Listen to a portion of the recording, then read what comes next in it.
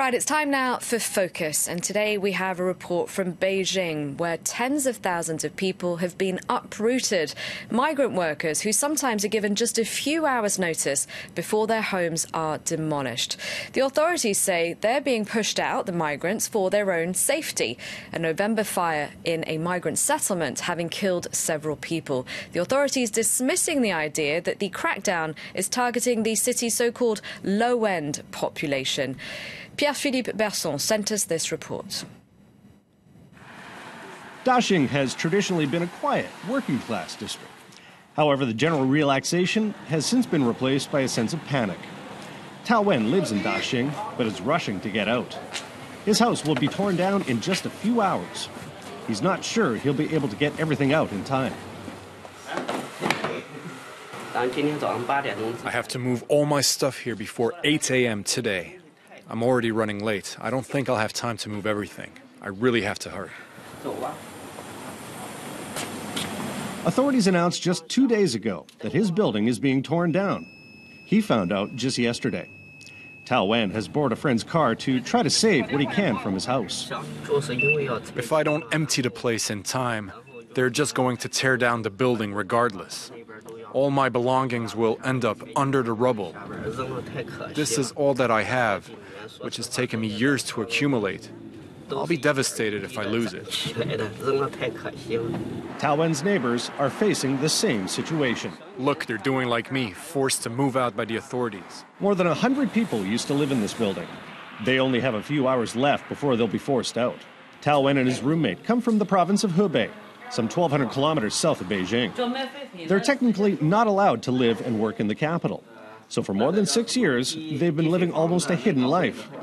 They're delivery men for a local clothing shop.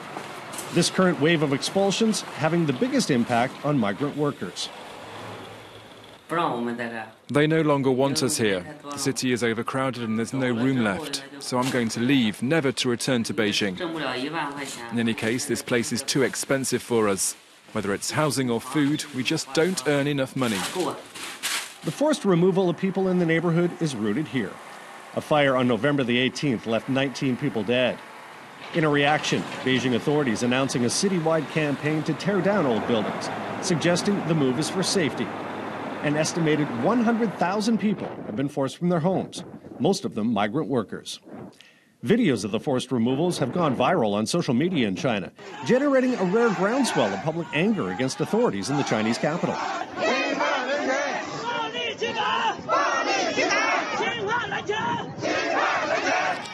The government's answer?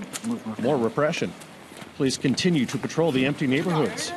We were arrested by propaganda agents.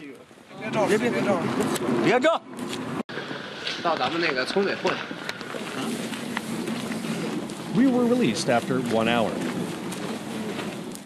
Chloe Fossard, a political science researcher, says the crackdown on blue-collar workers has created a turning point in Chinese public opinion.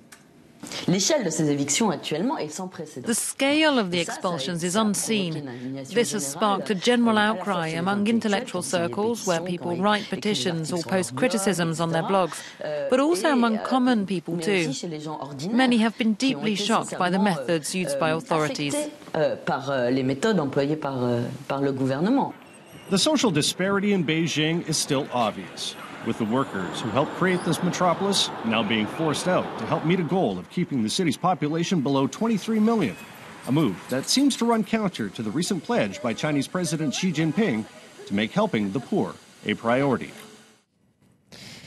For more on this, I'm now joined in the studio by Jean-Philippe Béja, an expert on China. Hello, thank you very much for coming in. First of all, in the report, we hear how the migrant workers, our reporter says, they're technically not allowed to live and work in the capital. What's that about then? What is the regulation? Well, it's about the household registration system, which was generalized to China in 1958 under Mao, in order to prevent the rural population to come to the cities and to have the same so-called wild urbanization as there was in the rest of the third world. But it resulted in a kind of apartheid where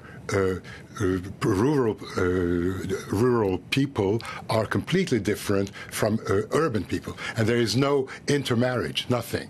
Of course, after 1978 and the reform and opening up movement, it changed a little bit because, for the sake of the rapid development, economic development, industry and urbanization needed hands, and so people came from the countryside in order to work either in the factories in Guangdong or in construction. And the whole, if you look at China in the latest 40 years, there's been a huge construction boom, and these was made possible by these non-Mingong, who are workers of peasant origins. But they still, so now there is something called the temporary registration. Temporary registration allows you to stay a year or so, and it can be renewed in the big cities. Of course, big cities don't really want these migrant work, but they need them. So you can get this temporary registration, but you don't get any of the social services, education, health, nothing like that. So it's completely different from urban residents. These people are not necessarily very poor. Very often they even have small shops, or they're working in the markets, and they provide absolutely indispensable services to the urban residents. We saw also how it's not just their homes being destroyed. You mentioned those shops, businesses, so that really it's not enough to just move home. Really, they're not able to make a living anymore. But if they're needed so much, what's the impact then of all these people being expelled from the city on locals? Well, this might be one of the reasons why there is more and more protest against these expulsions. Of course, not so much out of solidarity with people who are viewed as dirty, as not really cultured, not educated, and so people always think that they are the delinquents with the help of the media. You know, everyone says if there's stealing, that means it's the migrant workers. But still, they provide these incredibly necessary services. For example, on November 11th, which is Batro's Day, you have a huge trade which is developing. 450,000 Kuaidi, these people who are doing delivery for the big internet companies, were working in Beijing. So the daily life completely relies on these people. So what will happen? The idea of the municipal government is to chase them out of the 6th Ring Road, far away from the center, so that Beijing will be a very modern city for high-end people, you know. So it's snobbery. It's not about population control. Of course, population control is also, so you need to keep the services functioning, and so they mustn't be flooded by migrant workers. They want them working, but they want them to live very far away from the city. Exactly, and not to bring their kids, you know, because education is very difficult for them to have. It's very difficult to put your kid in an urban school, and it's becoming more and more difficult. There had been some leeway in the